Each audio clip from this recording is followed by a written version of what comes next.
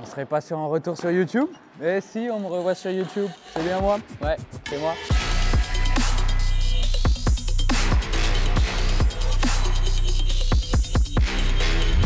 Je reprends de l'activité vidéo explicative de ce retour et aussi bilan de cette saison 2024. Ça fait peut-être plus de 6 mois que je suis plus là, putain.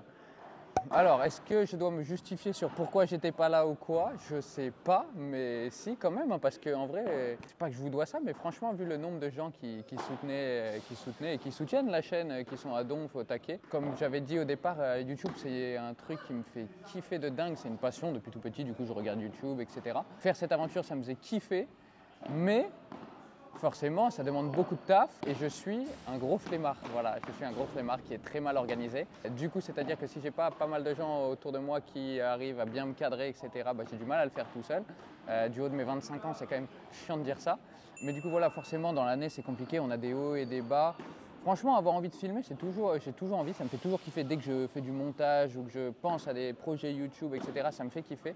Mais c'est vraiment tout ce qui est organisation à côté qui me donne un peu la flemme de bien faire. C'est pour ça que je reviens en étant bien plus structuré, etc.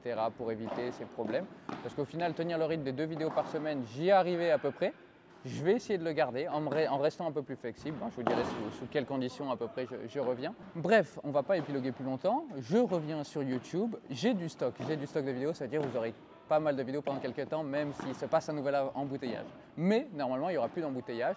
Je ne promets rien, mais je m'avance sur le fait que je vais tenir. Je vais faire 1 an complet de YouTube. 1 an complet, c'est mon objectif de l'année. Je tiens, et je deviens Squeezie à la fin. On revient du coup à peu près toujours avec les mêmes formats. Ça sera entre 1 à 2 vidéos par semaine. Je pense qu'au départ, je vais commencer sur 2 vidéos par semaine parce que j'ai beaucoup de stock et que j'ai envie d'envoyer, j'ai envie de faire pas mal de trucs. On reste toujours sur des vlogs de tournois, des entraînements. Je pense qu'il y aura pas mal de vidéos sur de l'entraînement. Juste, je filme une séance, je commande par-dessus et ça fait pas mal de... Je trouve que c'est un bon contenu éducatif. Du coup, avec ce genre d'entraînement, vous vous retrouvez avec un contenu paddle quand même de haut niveau et je vais essayer de rajouter une touche par-dessus en parlant un peu éducatif, vous expliquer ce qui se passe, etc. Je vais essayer de faire plus de tutos, c'est un des trucs les plus galères à monter ou quoi, mais c'est sûrement la chose qui me fait le plus kiffer. Je crois que ça a des bons retours, vous kiffez bien et puis je pense que ça manque vraiment sur YouTube. Je trouve ça incroyable quelqu'un qui parle bien, quelqu'un qui a une bonne élocution, qui se débrouille n'importe comment. Je trouve ça incroyable. Ouais. Voilà, comme j'ai dit, toujours des vlogs en tournoi, quand je pars, voir un peu l'aventure, voir les à côté. Les premières vidéos qui vont arriver, ça va être les championnats du monde là à Doha, où j'ai filmé. Bon, du contenu exclusif, je vous ferai un petit speech avant parce que vous allez voir juste un peu les coulisses du truc, mais pas les moments vraiment en équipe, etc. où on est sérieux, où forcément ça, je vais respecter l'intimité du groupe, etc. Vous avez pas mal de contenu d'entraînement où je m'entraîne à Madrid. Forcément, comme je l'ai dit, moi j'ai la chance de m'entraîner avec des mecs qui sont top 100 mondiaux. Je m'entraîne avec Gonzalo Rubio qui devait être 30 mondial, Nachi Sacher qui est 35 ou 40 mondial. Enfin bref, vous voyez des entraînements de haut niveau, c'est hyper cool à voir. Moi j'arrive à m'incruster là-dedans et faire mes petits trucs. Je vais essayer de pencher un peu plus vers du contenu éducatif autour des tutos, analyse de situation, ce genre de choses.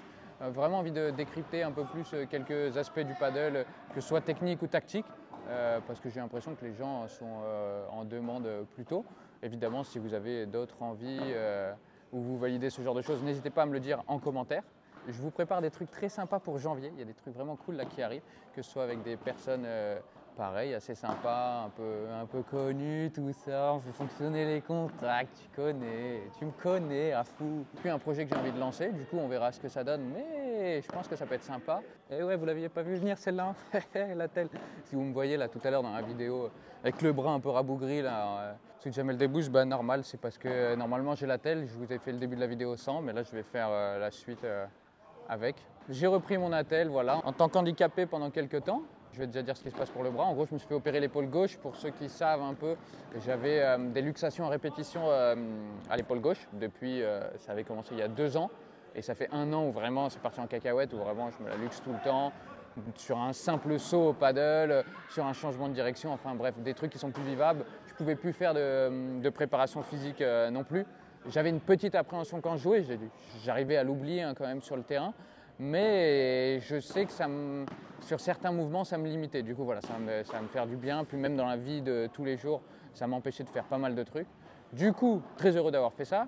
Ça fait longtemps que je le planifie. Je voulais le faire à la fin de la saison, entre les 2 saisons, pour que je ne perde pas trop de temps. Dans l'idée, j'espère revenir début février, quand les premières paddles reprennent, etc. Dans ce cas-là, je n'aurai pas perdu trop de temps ni de tournoi. J'aurais par contre perdu le temps de la pré-saison qui est quand même assez important, même si ce n'est très important. Mais j'essaie de limiter la casse comme je peux. Bref, voilà pour l'épaule. Bilan de cette saison 2024. Comment la décrire? J'ai fait quasi tout ce que je souhaitais. Quasi. Ah quand même quasi, non, j'ai pas tout fait, je suis un ouf. Je suis vraiment content d'être parti un peu partout dans le monde pour aller chercher des points. J'ai quand même commencé l'année. 31 janvier, le nouvel an, je l'ai passé dans un avion en direction de l'Australie. Du coup, début d'année, je suis allé chercher des points avec Jus Serein. On fait 2 fois vainqueur, du coup, ça lance très bien la saison. Avant de revenir sur des épisodes de la saison, globalement, est-ce que l'objectif est rempli? J'avais pas vraiment d'objectif. Si, mon objectif en fait de fin d'année, c'était pas un classement, c'était je voulais qu'avec mon nombre de points de fin d'année, si j'ai un partenaire avec exactement le même nombre, enfin voilà, s'il y avait 2 fois moi, je rentre en première paddle, en grand chelem et en P1. P2 c'est plus compliqué, mais bref. Je dois avoir 270. 270, je pense que je rentre en grand chelem, mais je rentre pas en P1. Du coup, objectif pas vraiment rempli, mais pas loin. Mais sur la forme, sur ce que j'ai pu louper cette année, etc. En soi, je pense que j'ai vraiment poussé quasi au max de ce que je pouvais. C'est dur de dire au max de ce que je pouvais parce que si je joue mieux, bah, je prends plus de points.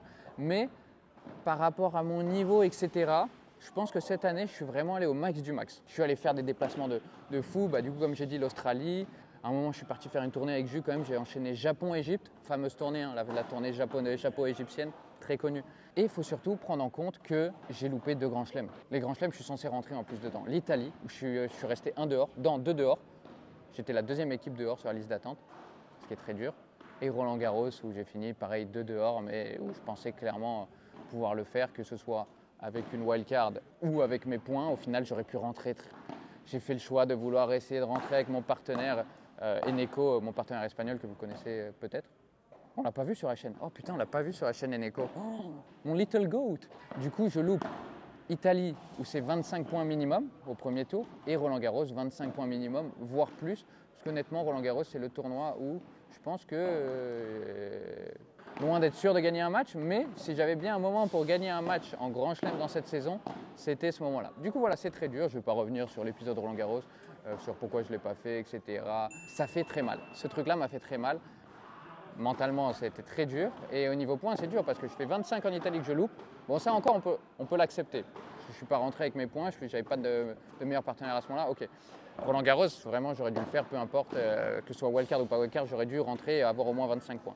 Et ce truc-là, après, m'a coûté 2 ou 3 tournois. Ça a un peu mis un coup d'arrêt dans la très bonne dynamique que j'avais parce qu'à ce moment-là, c'est quand j'enchaîne mes très bons tournois où je gagne mon FIP à Londres. Mais par contre, voilà, ça m'a fait quand même assez mal mentalement. J'ai continué à assez bien jouer derrière, mais ça m'a quand même fait un petit coup. J'ai loupé quelques tournois, etc. Du coup, cette année, j'ai eu plusieurs partenaires. Il faut les remercier, hein, les partenaires. Cette année, j'ai commencé avec, du coup, les tout premiers tournois, j'ai fait avec Jus Serein, où après, on est revenu en milieu d'année. J'ai fait avec Jérôme Inzerio, où ça n'a pas super bien fonctionné, honnêtement. On était en début d'année. On a fait 2-3 tournois. On a perdu souvent contre Joris. Non, les 2 tournois qu'on a fait, je crois. Joris Van Bos, les salopards. Je les embrasse, mais je les embrasse, c'est de gros salopards. Mais bon, on prend toutes les expériences, hein, c'était cool, j'ai appris dans tous les cas. Du coup, à ce moment-là, c'était une période très difficile. L'après Inzerio, enfin pendant, après, c'était dur. Là, j'étais un moment de doute de dingue. À ce moment-là de la saison, c'était très très dur. Je me rappelle, on était en galère, on l'a fermé, on a travaillé. Hein, je crois que je me suis entraîné comme un chien à ce moment-là. Et forcément, bah, le niveau est à peu près revenu. Enfin, revenu, non. Et forcément, après, bah, quand tu taffes, bah, ça s'améliore. J'ai joué avec Jus, qui a eu du beaucoup mieux, mais il n'y a pas eu encore les perfs qui sont tombés. On a fait des bons résultats, mais on n'arrivait pas à faire tomber les fameuses équipes qui sont 120, 130 mondiaux. On fait des défaites un peu accrochées. Après, on va en Égypte et tout, au Japon, on prend nos points. Mais voilà, avec Jus, on a toujours eu ce truc où on perd quasiment jamais en dessous. Ça, on est très bon, on joue bien. En dessous, on perd quasiment jamais. Et au-dessus, on a du mal. On a du mal à gagner, mais en même temps, moi, je pense pas tant que ce soit un blocage mental. Je pense juste que à ce moment-là, les mecs sont plus forts en face, ils ont plus de paddle et ok, tu perds serré parce que tu joues bien, mais il te manque le petit truc pour les battre. Après, est-ce que c'est mental? Peut-être il y en a qui vont dire ça. Moi, je pense vraiment que c'était surtout paddle et notamment moi à ce moment-là où je trouvais que j'étais en dessous niveau paddle de certains mecs qu'on a joué. Et après, j'ai eu l'embellie. L'embellie est arrivée d'où? De monsieur Eneco Arija Ochoa de Alda. Enfin, j'ai tout dit, je suis fort. Eneco, du coup, qui était mon partenaire là, de cette saison. Jeune espagnol de 19 ans, champion du monde avec l'Espagne, top 3 de sa catégorie. C'est un mutant, hein, c'est un surhomme, vraiment, c'est impressionnant de dingue. Il sait déjà tout faire, joueur de droite. Et il a la particularité à droite de taper très bien, mais vraiment très bien. Et du coup, il m'avait proposé de jouer à ce moment-là, parce que moi j'avais pas mal de points, lui ça l'aide, lui il n'a pas tant de points, mais du coup, c'est une proposition, c'est irrefusable. En plus de ça, Julien, lui, voulait aussi explorer d'autres options. Et ça a super bien fonctionné dès le départ. Franchement, incroyable, l'entente top. Ça a bien matché. Le mec, en plus, c'est un amour, il est hyper sympa. Je mettrai son Instagram et n'hésitez pas à s'abonner à ce petit bonhomme qui est un chic chip. On a eu des bons résultats dès le départ. On a gagné un match au P2 de Milan où j'ai enfin gagné c'était à 120 ou 130 mondial, un truc comme ça. Du coup, j'étais content. Je passais enfin ce cap de battre ces mecs où j'avais jamais réussi au final à battre ces gars-là. Quand j'ai fait cette victoire, tout le monde s'est dit ouais, c'est une bonne victoire, c'est bien. Mais pour moi, vraiment, ça avait une valeur de fou parce que j'ai jamais gagné à ce classement-là. Encore une fois, je pense pas que ce soit un blocage, c'est juste il faut que je sois plus fort. Hein. Et à partir de ce moment-là, on a eu une bonne dynamique. On a fait une vidéo qui va sortir, là, je vous montrerai le match. Sûrement mon plus beau match de l'année que je perds avec 2 balles de match en Italie contre Cremona à Montiel. Et derrière ce tournoi, 2 semaines après, mon tournoi de l'année un peu quand même, on gagne un FI Prize à Londres où on bat quand même en finale Pincho Jiménez qui sont 40-50.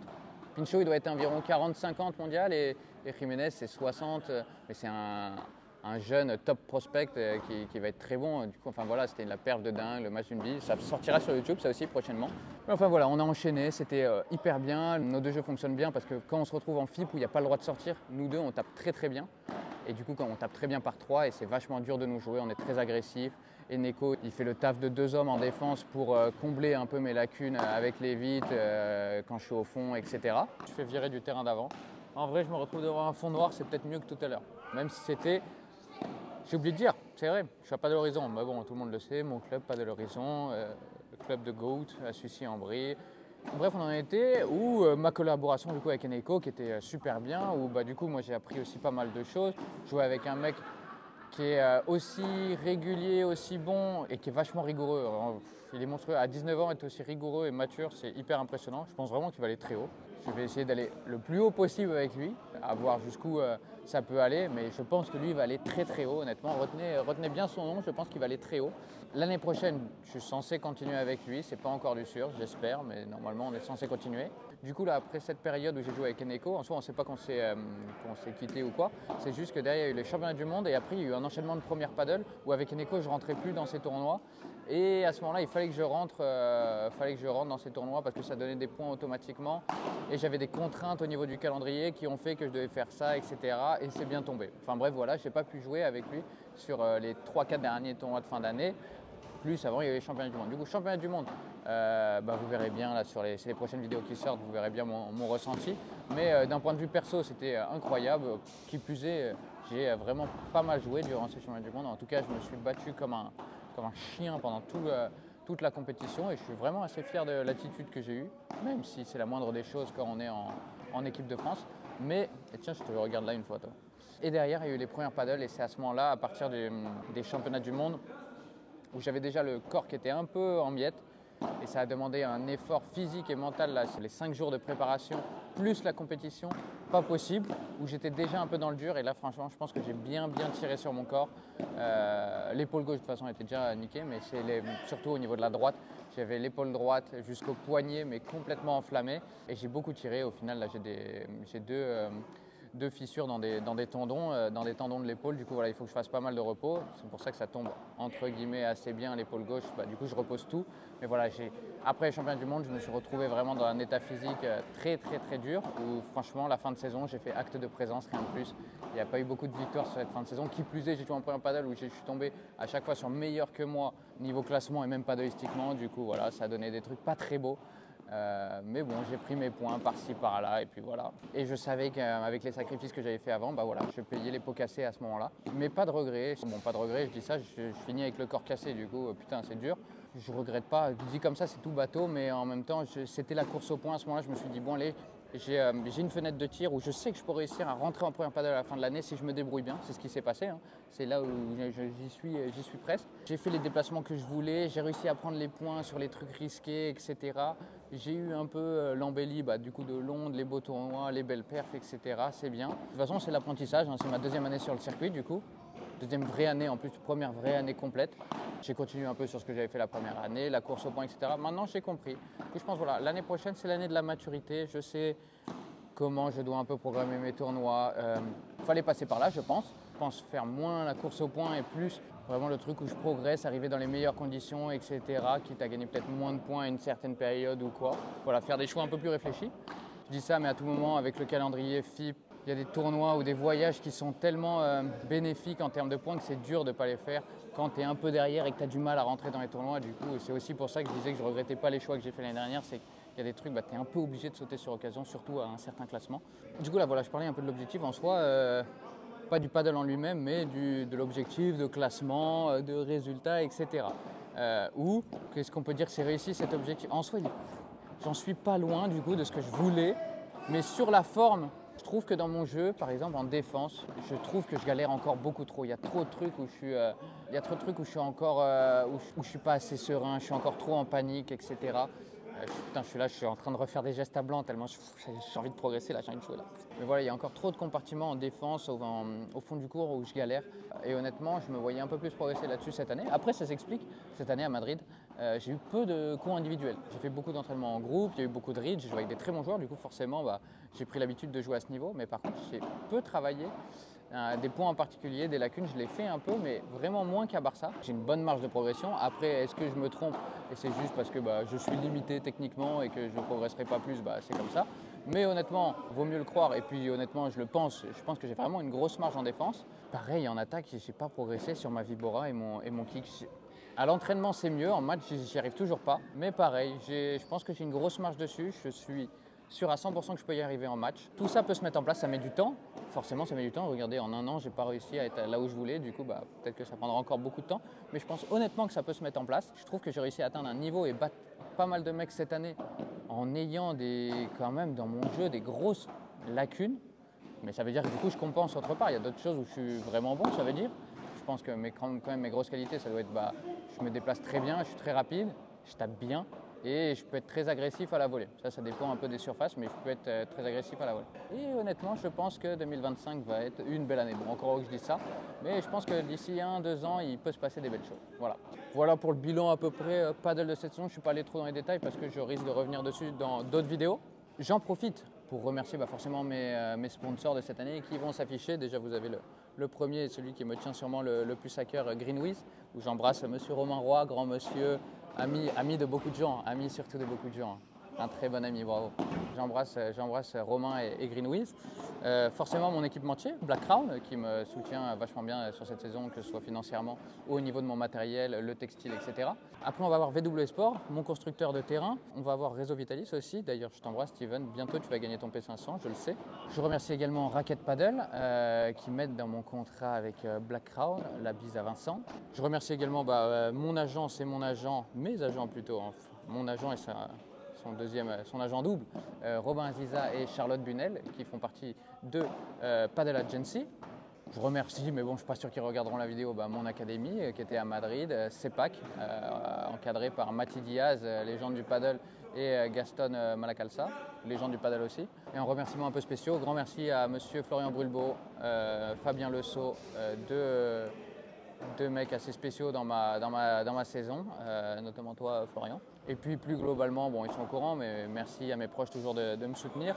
Au final, cette aventure, je le fais aussi parce que ça me fait kiffer moi, mais je sais que je fais kiffer mes proches, notamment mes parents et mes potes. C'est aussi pour les rendre heureux que je fais tout ça. Et puis surtout, vous remerciez vous qui soutenez l'aventure, je vous le dis sincèrement. Quand je lis vos commentaires, comment vous êtes à fond, les messages sur Instagram, etc., je trouve ça incroyable. Bien sûr. Quand je lis vos messages sur Instagram, les commentaires sur YouTube, etc., ça fait vraiment chaud au cœur. Continuez, franchement, ça motive de dingue, ça donne envie de faire ça. Je vous jure que là, faire des vidéos, reprendre le montage, etc., faire du montage, ça me fait kiffer, ça me donne le sourire. Du coup, voilà, 1000 merci, je vous fais la bise. C'est la fin de la vidéo, je vais me faire virer du terrain. On se voit dimanche prochain pour le début des championnats du monde. N'oubliez pas de vous abonner, liker, partager la vidéo, etc. On se voit bientôt. Ciao.